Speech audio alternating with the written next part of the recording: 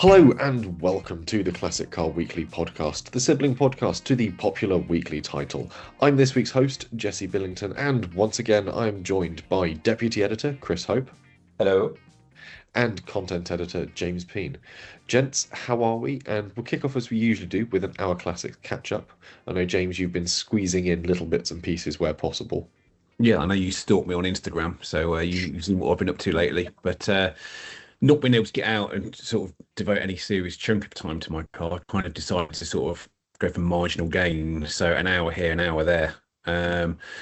So the last couple of evenings, I've just been wetting and drying, and then machine polishing bits of the Beetle, sort of to try and bring back some of the luster to it after being outside for 3 years. So yes, it's looking really good at the moment from what I've done. So I've done 3 wings, deck lid, and one quarter panel, and it's looking quite nice. Give me some good motivation to sort of crack on with it.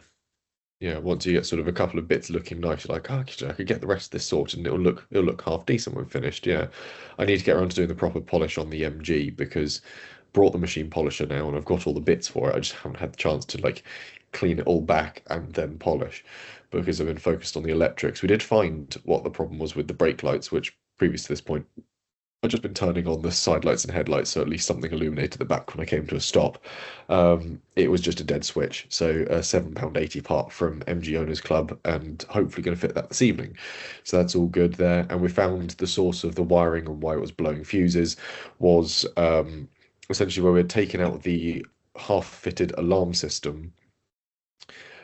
Someone had essentially looped it into the wiring loom to the point that if you took it out, the end result was all it did was just complete a short circuit. So as soon as you turned the battery on, it would just short out the circuit running through the fourth fuse in the block.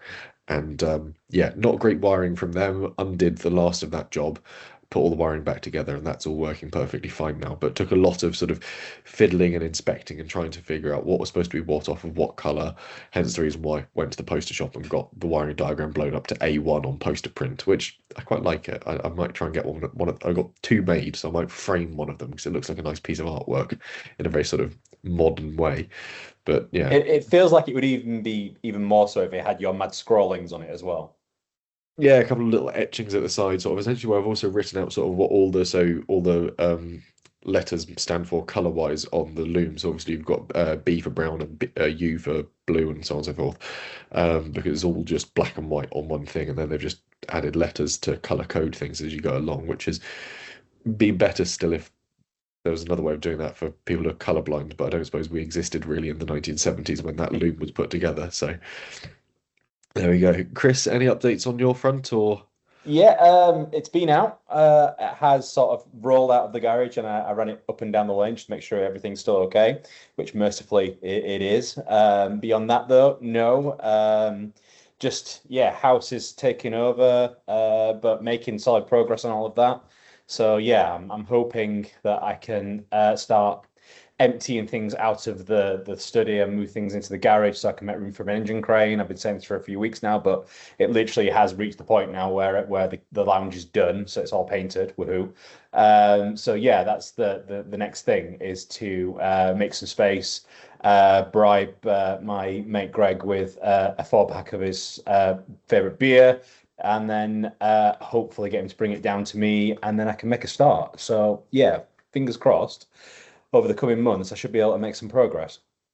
Yeah, I can attest that having mechanically inclined friends that can be bribed with beer is very important. That will come clear when the next installation in sort of the print edition of Our Classics comes out, where I finally get the midget back on the road. And yeah, it turns out you can get a cheap welder these days if you happen to know him already and he's willing to be paid in old speckled hen and Chinese food. Um, But yes, more on that in a future issue. We'll dive from that into what I think is going to be the lead point of conversation for this week's episode, which is, can you buy a classic car for less than a World Cup trip? So obviously we're recording this on Friday, the Checks Not Watch, 12th of June. So yesterday evening, the first match of the FIFA World Cup in America, Canada and Mexico kicked off. South Africa roundly being drubbed by Mexico 2-0. However, I wanted to wonder the question. Obviously, there's been a huge furore about how much all of it costs to simply go to, attend, buy tickets, buy flights, even get a train from a major city to a stadium is incredibly expensive. So this begs the question, if you instead forsake going to the World Cup, what classic could you buy instead? I looked initially at doing this for how much would it cost to attend the final, but the cheapest ticket I could get authentically through FIFA was £8,500. So that felt like too easy a challenge. So instead, I said, what if you flew to Boston to see England's group game against Ghana? And I found a ticket from FIFA, Block 313, Row 11, Seat 15 for £575 on the 23rd of June 2026. If you then book a direct flight from London Gatwick on the 22nd at 12:20 to get to Boston for 3:15 in the afternoon the day before the game, you return on the Wednesday after the match at 9 o'clock, landing at 9:35 in the UK, £787. 2 nights in Boston, Logan Airport's Hampton Inn, £462, including breakfast.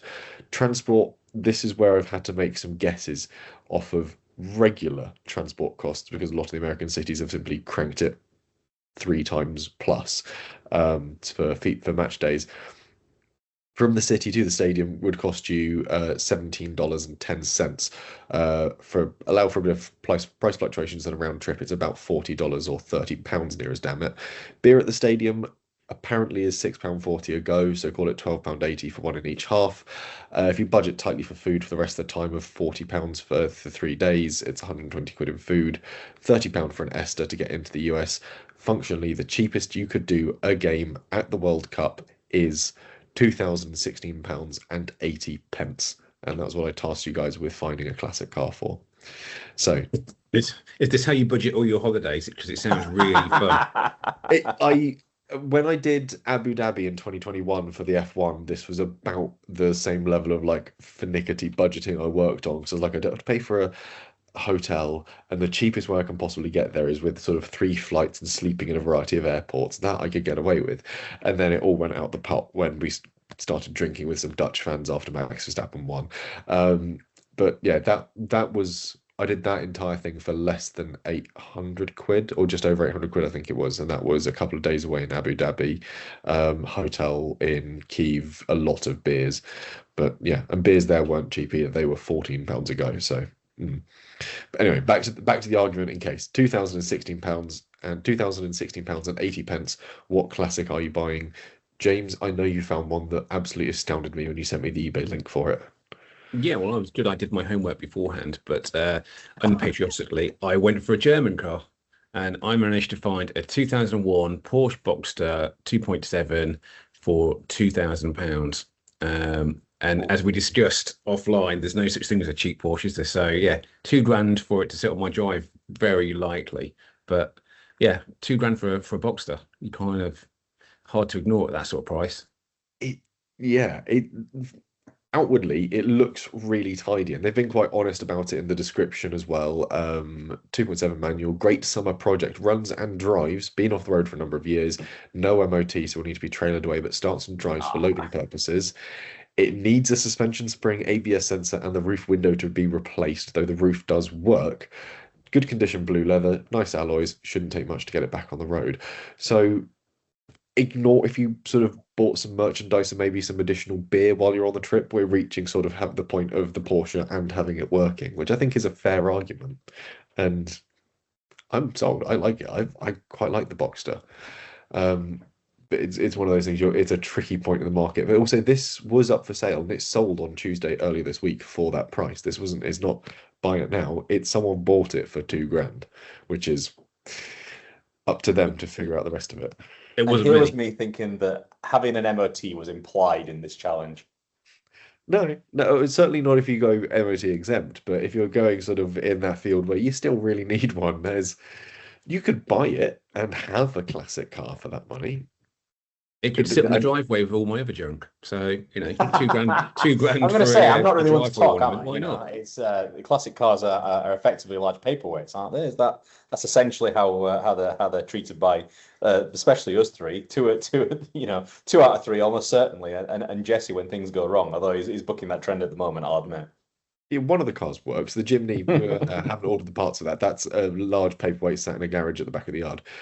But yeah, it's an interesting one. I mean, I had a flick through a couple of auction sites. Anglia Car Auctions, their 20th, 21st of June auction has got two cars that really caught my eye, which have no reserves. One is almost certainly going to go beyond the budget of our FIFA challenge, which is a 1962 Austin A40 Farina.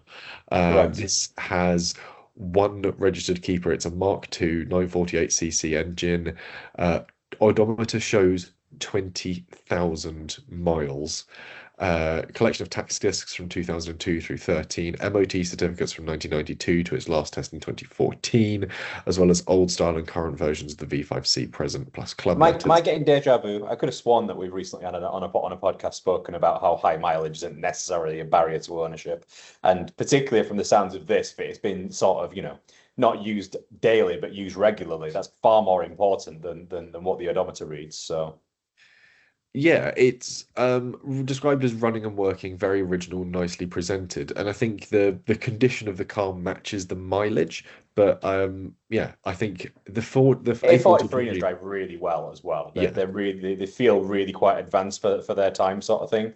I remember doing a photo shoot marking an anniversary for that car. It must have been back in 2017, and we pitted it against what was out at the time, and you had the likes of Morris Minors and Standard 8s and 10s and Ford 100Es, and it felt very advanced, not only to look at, not only to be in, but it genuinely did sort of feel it to drive as well. I mean, there's a lot of commonality there with the Morris Minor, but no, I was always very impressed by the A40s when I've come to drive them, sort of thing. So that, and to be fair, the A30 as well. So yeah, that would be a good one if you can get it Yeah. for that price. If you can get it for inside the £2,000 budget, I think you'd be well away with an absolute steal. And there's sort of boxes of spare bits and pieces of trim in the back of the car.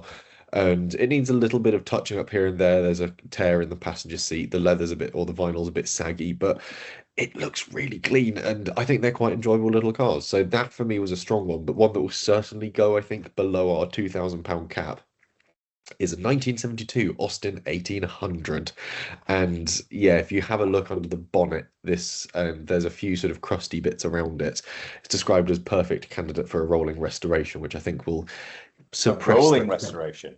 Okay. which is functionally what the MG is these days, which is enough to suppress that price below the £2,000 mark.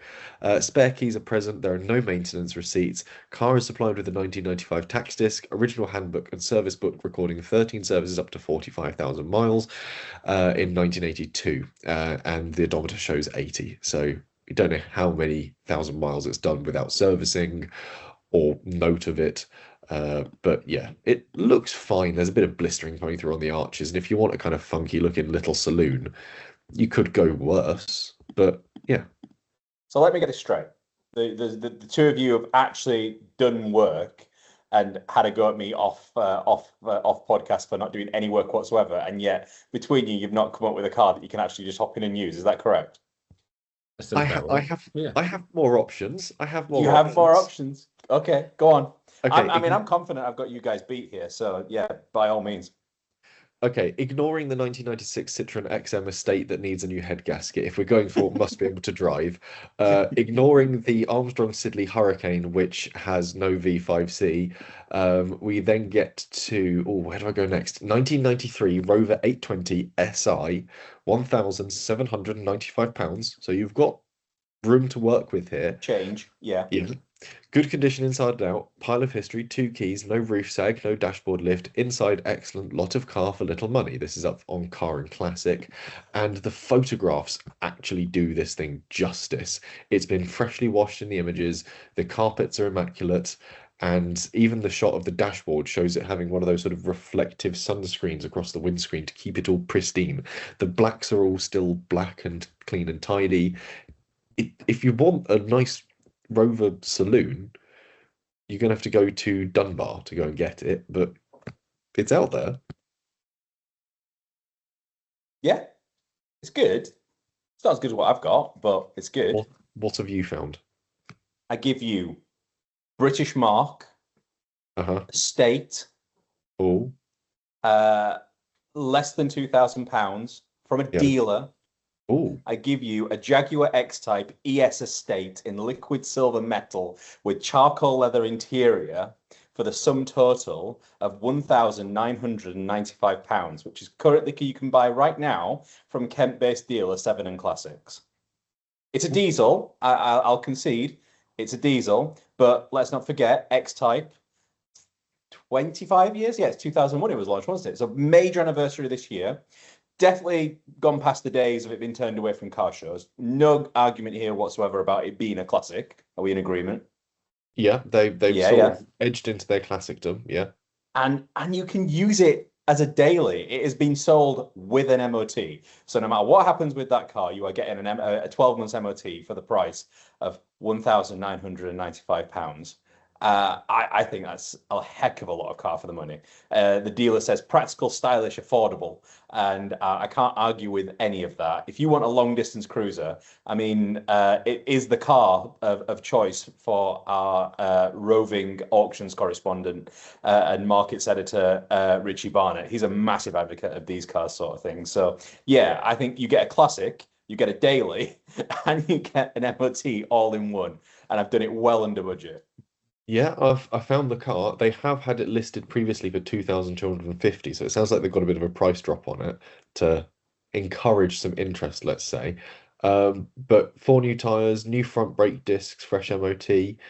That's a very sensible option. I mean, it beats one of my other backups, which was a 1978 Morris Marina for 1750, I mean, 1700 it's HL. certainly not going to be as fun as a Boxster to drive, but think of what you can do with it. Think of the tip runs and Yeah, then onto the car show on the way back, sort of thing, while still smelling of like freshly cut grass that you've just sort of thrown three bags of into the skip. I think that is the do it all classic, isn't it? So There's your summer feature idea, isn't it? Tip run yeah, classics. yeah. ooh, yeah. I have one more option. Oh, Two okay. thousand £2,000, also £2,000, also a British mark. Yep. It is front-engined rear-wheel drive. I think I'm right in saying this was also transaxle gearbox. Um, 2.2 liters, finished in yellow. It's of a Right. it's of a composite construction. It's a Lotus XL. I'm gonna say, I'm like, you cannot get an Elise for 2 grand. No, but someone is selling a track prepared Lotus XL in need of restoration for £2,000. And I that, suppose I think, I suppose the front engine bit would also really like the Elise, but I heard composite. That's the first thing my brain went to. Um, I would say that you can find an awful lot of MGFs as well, and I think you could do a lot worse if you're looking for something that you can actually have fun in and enjoy driving. Then there's a certainly privately, I don't think you would struggle to find a really nice MGF. I think that would be a really good shout as well. In fact, I'm looking at one now. Again on Car and Classic. It's again a fiver under 2 grand, 46,000 miles, one owner, full service history, according to the seller. Described as being very original and yeah, flame red. So it's that kind of like almost sort of burgundy sort of red, and yeah, looks really smart. So the MOT is until November, so it's not quite 12 months, but yeah, have a few months and suss out what's wrong with it, and then go from there. pretty good option. Yeah. Then we were perving away before Chris joined us about that Saab as well. The 1972 Saab 95, so the estate in baby brown or hearing aid beige, whatever you want to call it, with the stripes. And that MOT expired September 2025. Obviously now MOT exempt and said by the vendor to run and drive well. So another tip run hero. Oh Mm, yeah, 100%. yeah. I think it would also the bodywork is a bit shabby around the bonnet. I think it would also possibly by someone else be mistakenly thrown into the tip. But 1.5 V4, I think these are really quite funky cars, and it's got spotlights on the front. It's also got the additional rear fog lamp as well mounted to the boot lid for that sort of really nice rally aesthetic.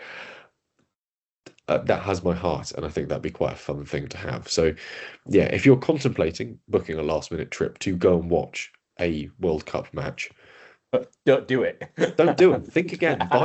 Buy a classic car for exactly the same amount of money that holiday would cost you, and stay here in the UK, watch it on a pub TV, and just have a far better time of things. Take your classic car out with your friends, go to the pub, watch the game you would have otherwise done, and then go home again in your car. It's a far better way of doing things, I think. But anyway, with that fun bit out of the way, and speaking of actually car sales, Chris, can finally talk in full about your trip to Mathewsons car auctions, because of Yes. course that's in the issue that's out now. Yes, it the seems like an Sam absolute age special. ago now. No, it was my first time going to Mathewsons since they have set up their new auction space. Whenever I've been to Mathewsons before, it was their museum in Thornton Dale. So yeah, I mean, I drove past that actually on some of the routes I was doing with cars in question, sort of thing. So yeah, I find it really interesting to actually get the viewpoints from the auctioneers. I personally drove a really nice Triumph Spitfire 1500 and a Rover Tomcat. So that's the 200 coupe. It was the Honda engine rather than the Rover engine, and so therefore it wasn't the turbo either, sort of thing. But readers might be aware that several years ago we did £1,000 challenge with a Tahiti Blue Rover Tomcat. That one had a manual box. This one had an auto, and I was really curious to find out how it differed. And to my complete astonishment, it didn't differ that much at all. I was really impressed by that auto box in the Tomcat. It was really quite sophisticated, really quite sensitive to what the driver was looking for it to do, sort of thing. So I achieved like a double kickdown at one point, which was really sort of made me think, yeah, this is actually quite decent, sort of thing. So held on to gears when you wanted it to. It really didn't diminish. And the Tomcat is a really nice handler as well. I think it's really sort of aging quite nicely as well in terms of its looks. So yeah, I'm not sure what it's sold for, because I think that auction has now taken place. If someone wants to go in the background and have a look, by all means. But yeah, the other car I drove was a Spitfire, and yeah, when I was talking to Mathewsons, they sort of used this phrase that sort of threw me for a loop for a little bit, but then it sort of made sense when they explained it. They described it as a soft classic. And that's not in terms of the suspension or the way it rides. It's almost in the way of condition. So that idea that a Spitfire that is neglected will potentially drive a lot worse than any other sort of rival, like an MGB or anything along those lines, which is capable of sort of wearing its neglect far better. You know a bad Spitfire almost instantly when you drive one, sort of thing. So it's really to their credit, sort of thing, that they put forward this car.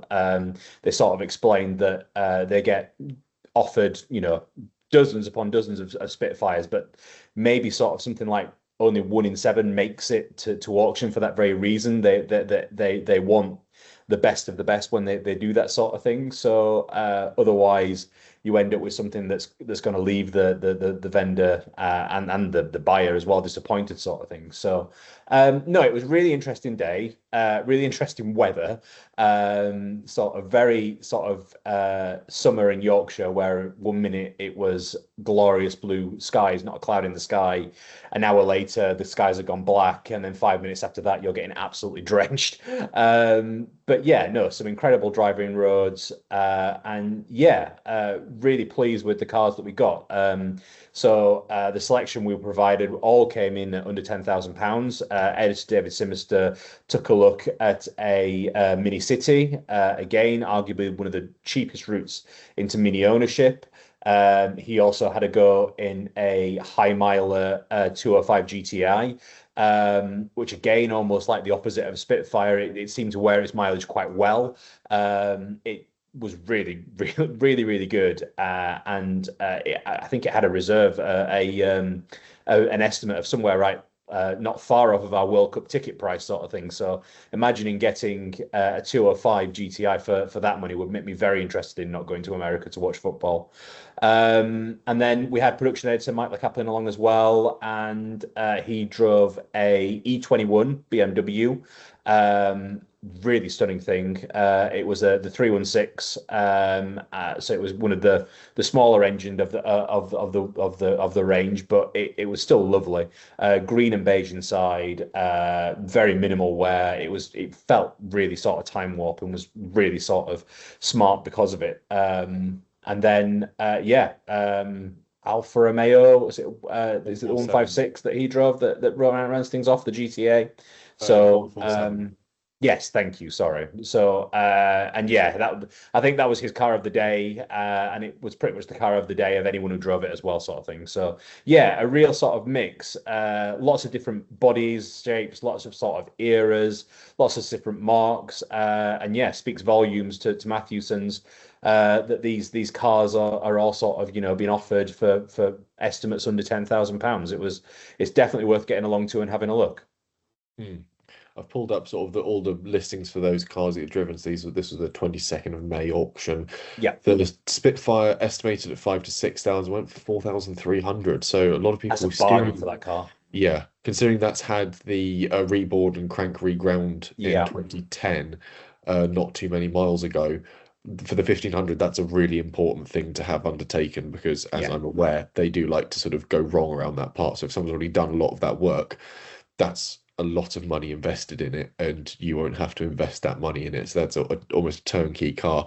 The 1991 Rover Mini City, wasn't it? It was the City E. Yeah, it was. Very low mileage car. Yeah, that was estimated 6 to 7 went for 4,700. Again, that's a lot of car for the money. Yeah, a lot of very unused classic Mini. Mike's Alfa Romeo 147, the V6 GTA. These are sweet cars. I've had a lot of friends that have owned these. 7,500 to 8,500 estimate went for 10, so very strong That money. doesn't surprise me. But yeah, that's the Q2 limited slip-in. That's got the quad exhaust system, and it's had the big time belt service done in November 25. So again, it's had the good money spent on it. You're buying something that's going to last. The 205 GTI, £4,000 to £5,000 estimate, 4,650 at Hammer. The BMW 316, 8.5 to 9.5 estimate, 8.5 at the Hammer. And the 216 Coupe Rover, 4 to 5 estimated, sold for £7,500. And again, that must be a record then. That must be a British record for that model in particular. So automatic, quite possibly. But again, the vendor has provided a huge amount of information with that car, that Rover. The work carried out in 2015, then a lot of work carried out March 2026. So early this year before it went to sale. New gaskets, new cam belt fitted and tensioners, pumps, belt, coolant, oil and filter, petrol filter, gearbox oil, brake fluid, steering fluid, screen wash, battery, HC leads, plugs, wiper blades, fresh tank of petrol, and then it blew through an MOT with no advisories. And you go, that's a brilliant example of that car then, and someone's walked away. Bearing in mind, as I say, the car that we ran was £1,000. Yes, it had lack appeal. Yes, it had all of that sort of thing. So it was definitely slightly more a lot more dog-eared than this example. But I think they certainly have a limit to reach. They have a ceiling to reach. They're not yet there yet, sort of thing. So I think a lot of people will start appreciating these cars in years to come. Because I think they are genuinely sort of starting to become head turners. The styling is aging really, really nicely. I really like the rear treatment, particularly sort of the big sort of rear lamps, sort of the thin spoiler, and then just the treatment for sort of like the skirts. It just looks really, really smart. It sort of straddles that sort of line between executive and sporty really, really well. Yeah, it's quite a handsome looking car, and I spoke to someone at Wheeler Deal Live, actually, coverage of that's in the latest issue, who had one when he was a lot younger and has bought one back now and has sort of gotten back to enjoying them as cars. And he's done a bit of work to it, getting a bit more power out of it, uses it for track days and sort of bits and pieces there, and a bit of performance driving. And they're cars that sort of are so easily overlooked because with a little bit of work, you can have a really high performing sort of sports coupe out of them, or you Yeah. can keep them as they are and have this very tractable, enjoyable sort of coupe that you can waft about in with a bit of urgency if you need it. And yeah, I think It's some. the strange combination of the token strip of wood veneer on the dash and then the heavily sculpted sort of well bolstered sort of seats as well. It almost feels like a Rover with a bit of an identity crisis, but I mean I'm here for it. I really like Tomcats. It sort of predates the MG series where they were the sportified Yes. Rovers. Yes. It's that sort of argument of really it should have done this. They should have Yeah. it You should have could been well sold as the imagine a MG. Tomcat having an MG badge. I think that's a really good parallel, definitely. Yeah. But no, there's some interesting sales there. I mean, you've only got to look. Anglia Car Auctions had one away earlier this year for 2,808. I can't speak on its condition. SWVA sold one in April for 800 quid. So they're out there and unappreciated. Again, I don't haven't had a chance to check the condition of some of those cars yet, but there's Rover coupes to be had out there in fairly competitive prices, I think it's fair to say, which is interesting. And what was it like sort of getting to dive under the skin of Mathewsons auctions and sort of pick the brains of some of sort of certainly the UK's most immediately recognisable classic car auctioneers? Well, yeah, I mean, it was great that they were incredibly accommodating for us. We were able to speak with them at length, and nothing really was off the table. As I say, they were very candid about the scene in general, which in some is there's been a little bit of a downturn, but the good stuff still sells well, sort of thing. So yeah, I think. What happened across COVID, they're of the mind that that's kind of like, set the new normal in terms of the auction scene. So yeah, but they still encourage you to come along and view cars. They're still very old school in that regard. No, it was really good to sort of see their outfit and get to sort of see some of the other cars that they've got as well. Yeah, I'm looking forward to going again soon. Really interesting stuff. Um, James, when it comes to the news section that's out in this week's paper, what's the big story here? This is one about sort of club magazines facing a crisis. Yeah, it's certainly not a news story or new story, but something that's been affecting clubs for a little while now. It's rising costs of production, postage, and also just getting people to come forward and help out with the editorial. So I think that there's like a couple of major things that are sort of impacting clubs just producing their own magazines these days. And the more people who want to sort of subscribe and help out, the easier it gets for them to spread the costs. But as I say, also just coming forward with an idea. If you've done something in your car, or if you've got an idea for a feature, contacting the editor of the club mag, because they're just crying out for content, and it's something that we could all help out with, really. Mm. I look at sort of my car, and obviously I do a fair amount of bits and pieces with my car, and I think it'd be nice to be able to sort of contribute sort of a little bit more to the Midget and Sprite Club mag. We have a monthly paper that comes out, and it's really useful and often has some really good tech advice in it as well. It's a great place to go and sort of find answers to technical issues and sort of steering around sort of problems and workshop bits that you might face. I think there's certainly a place in the world for those club magazines. They serve an important purpose. It just needs that sort of drive to support them a little bit. Chris, do you sort Yeah. of get a run in with sort of club mags as well? Yeah, I think I get gifted quite a few actually. So not just the British Mini Club ones, but some of the ones as well. Particularly there's a chap who's very kindly shows me the Droop Snoot magazine every now and again. It's fantastic for just sort of giving you those owner stories and really sort of grounding you in terms of what it is that is going on within these smaller communities, sort of thing. So yeah, they're sort of a window to these sort of situations that you don't get otherwise. And it's as James has sort of said, it's your club, it's your community. There's no reason why you feel feel that you can't contribute, sort of thing, or that your views aren't important, sort of thing. I think every magazine editor that I've spoken for just sort of echoes that sentiment, that just get in touch for a chat. It's, you never know what comes off the back of it, sort of thing. There might be a fun day out. There might be an event that you've not heard of, sort of thing. So it might not even result in a direct contribution, but you might come away with it with something you weren't expecting. Mm. Well worth picking up your club mag, also getting in touch and finding out how you can help yours. Elsewhere, it's a jam-packed issue actually, because it is our summer special. It's upscaled to 88 pages. Here's checking the front cover of the one sat next to him. So there is plenty in there, including all of the sort of road tests and bits and pieces that Chris mentioned from Mathewsons. We've got an A to Z of improving your classic for the summer season, from little jobs and bits and pieces you can tackle, from suspension and brake pads, just to sort of checking over and sort of changing a few bits, smaller, easier to do bits and pieces at home. There is obviously the regular news section, as well as coverage from shows up and down the country. We have got coverage from London to Brighton Run, which James and David did the other week.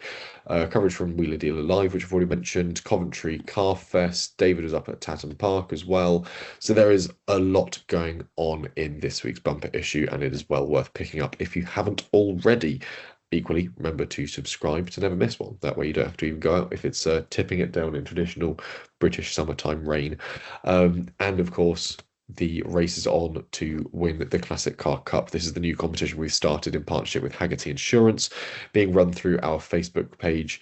Head up there and you can vote in all of the group matches that are currently sort of being posted out as the tournament rolls by. Pitting everything from the Jaguar E-Type and the Ford Thunderbird right the way through to the Jensen Interceptor and, oddly enough, the Glasgow Mobile. So there's some interesting cars nominated into these group matches, and we'll see where that takes us as the championship rolls on. So plenty to keep an eye out for. And coming up in the issue we're producing at the moment, there'll be coverage from the London Concours, which was on this week. I was there having a lovely day out in the sunshine, dodging the showers, and we celebrate, is it 50 years of the Ford Fiesta? I think 50 years of the Ford Fiesta, yeah. We've got three very interesting, very different owners talking to us about what the Fiesta means to them, their strong connections with them, and we've got a small road test alongside that as well, just to really sort of give you an idea as to how much of a game changer the Fiesta was back in 1976. Yeah, so a brilliant features package, and certainly something to look forward to next week. Otherwise, that's all we've got time for this week. Gents, thank you very much for joining me. Thank you. No worries. And we'll be back next week with another episode of the Classic Car Weekly podcast and another issue of Classic Car Weekly.